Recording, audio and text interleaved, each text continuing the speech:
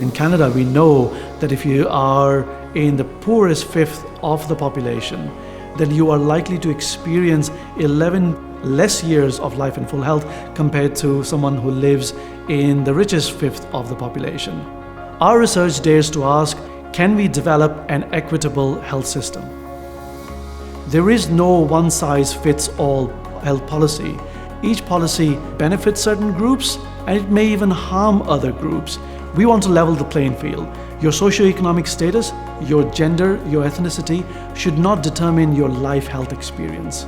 My research focuses on monitoring and benchmarking inequalities in our healthcare system.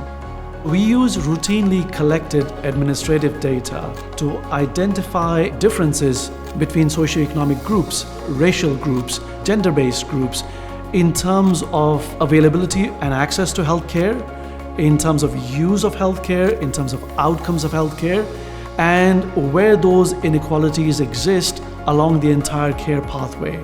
We look at what is potentially causing those inequalities and identifying those points of intervention where you could make changes through policy.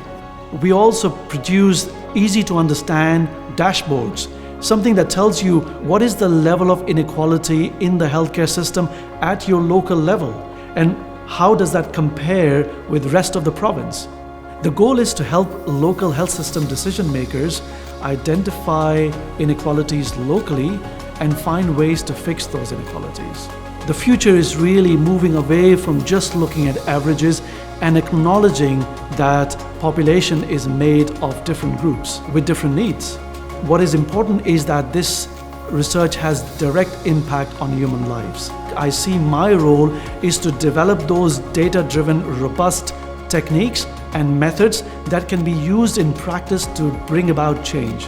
The long-term vision is to support a society that has no inequalities in terms of access and outcomes of healthcare.